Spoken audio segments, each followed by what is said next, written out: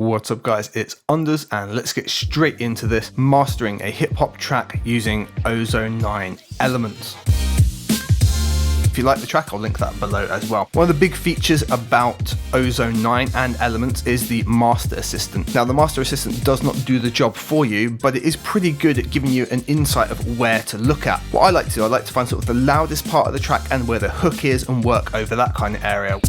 So I don't even need that. Now they sound intermediate. All I keep thinking is where's all my G's at? Some are locked up and some passed away. Someone answered the phone, must have nothing to say, and the hands on the clock keep moving. So we've got a good bit of body of the song and the breakdown, and what we can probably do is use a little bit of that breakdown and then come into this section here. So confused, can't rewind the time. Would if I could, but I can't. Been years since it passed, guess we all play a part.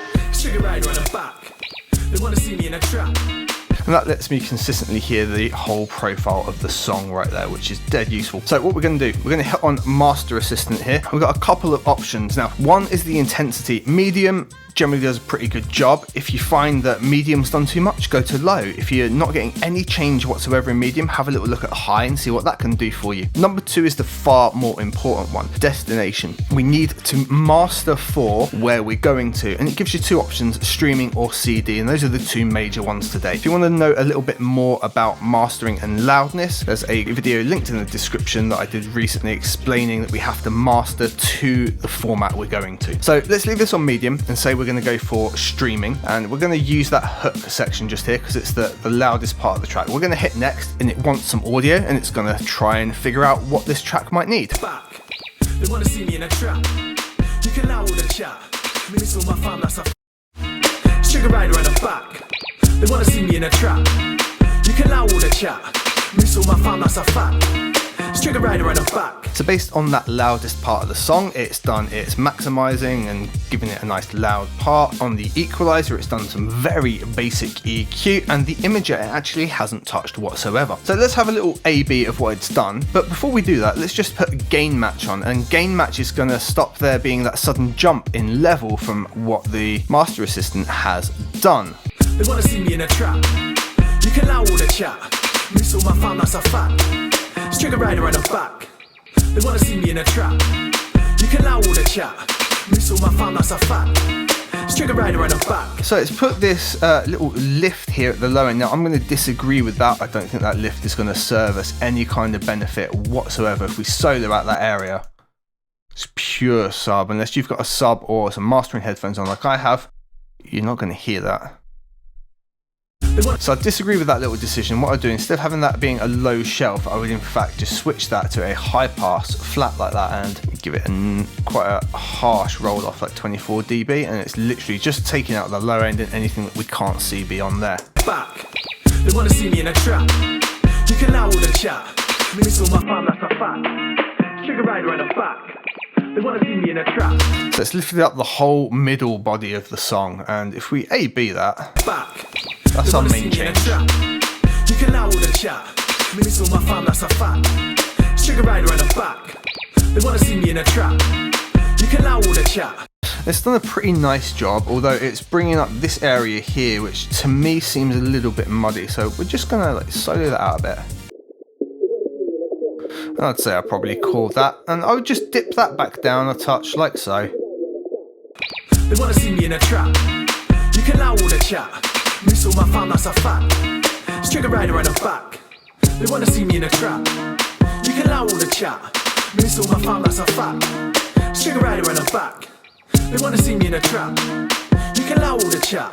Now in the mix, I'll usually make sure that everything is kept mono down in the low end, so we don't have any kind of phase cancellation. And we can do that here in the EQ as well. We can just ensure that that's the case, right? And our imager, if we were to switch it on, would let us know if there was an issue. See up here in the vector scope, we want it to be right up here in +1. And we're pretty good, look. It's not crossing over here at any points. There shouldn't be any cancellation. To be sure of that, what we can do here is we can put mid-side mode on in the EQ.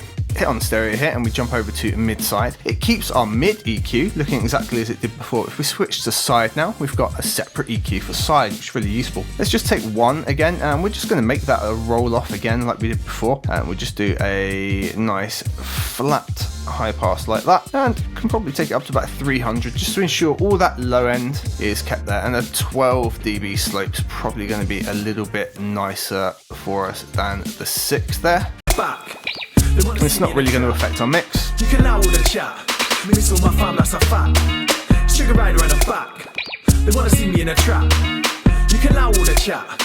We're just ensuring that bass end is purely mono down there because it's now only in the mid. Now this allows us to maybe have a little bit of fun with the imager and spread the track. Now I've mixed it so it's quite wide already, but let's see if we can improve it at all. Back. They wanna see me in a trap. You can allow all the chat. Miss all my fam, that's a fact. Way too much, right? Sugar rider in the back. Stereoize maybe. You can allow all the chat. Miss all my fam, that's a fact. Trigger rider in the back. They wanna see me in a trap. You can allow all the chat. Miss all my fam, that's a fact. Trigger rider in the back. They wanna see me in a trap. You can allow all the chat. Miss all my fam, that's a fact. They wanna see me locked up or I don't think we need any of that in there. Like I say, I've mixed it quite wide anyway. There was lots of elements in the track that allowed me to do that.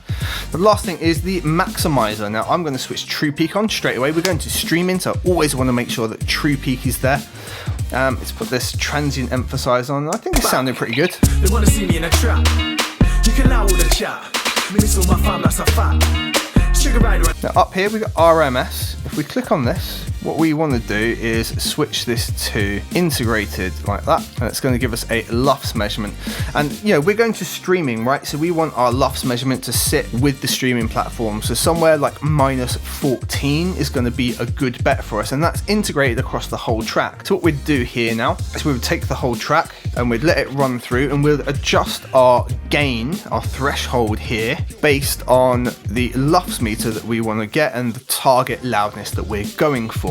Now we selected streaming, so it's dropped the ceiling down to -1 dB, and that's because we want that additional headroom for a file conversion to go to lower quality. Someone streaming from their phone, they've got maybe poor data connection, they have to stream at a lower quality. This can cause peaks, which is why we've got true peak on, and we've got that 1 dB ceiling of headroom as well. So let's just try and get our LUFS now to sit around the -14 mark, which is the target for streaming.